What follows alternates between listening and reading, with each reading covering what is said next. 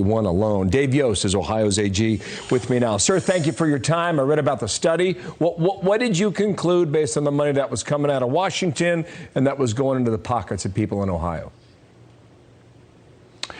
Well, obviously, drugs were not the purpose of the stimulus checks, and the stimulus checks did help a lot of people who were hurting get through the pandemic.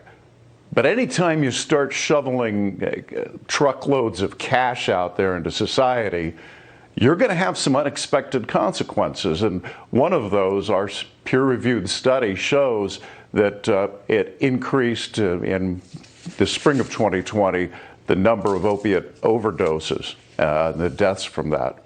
So I'm quoting you, the link between pandemic relief money and opioid overdose deaths is now evident. And you believe this was a perfect storm of factors. Explain that.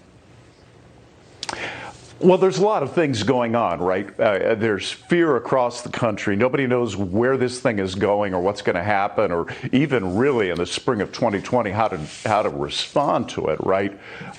So the social isolation, the mental health coming from the stress and the fear, combined with the large sum of money that just shows up in the mailbox, was enough for some people to relapse and overdose.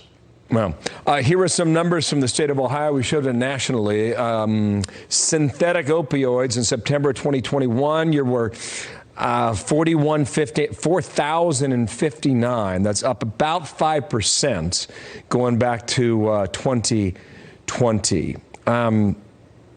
What do you think about throwing money at issues? Where does that lead us, sir? Well, it always has unintended consequences. You know, when we geared up the federal tutoring program for literacy a few years ago, there's only so many tutors and only so many good tutors out there in the economy. You throw a bunch of money from the government into that economy, what does basic economics tell you is going to happen? There are going to be people that try to fill that, and we saw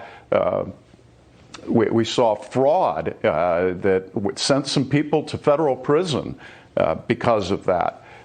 We need to think a lot more carefully when we start backing up the money truck to a problem about how we're going to distribute this and how we're going to safeguard against unintended consequences. Yeah, I agree with on that. Last point here. Have you noticed in the current year, have your numbers continued to go higher, or have you leveled off or even possibly, hopefully, decreased?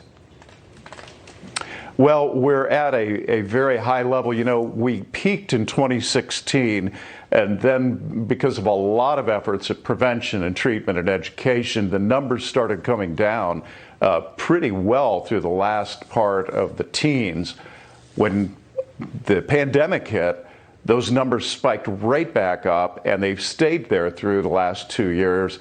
At least we're not seeing the kind of growth we were, but we are actually at a level right now worse than we were at the peak of 2016. Well, Dave Yost, good luck to you, okay? And everybody back there in the Buckeye State. You got a big battle in your hands, as you know. Dave, thank you. The AG in Ohio. You bet. Dana.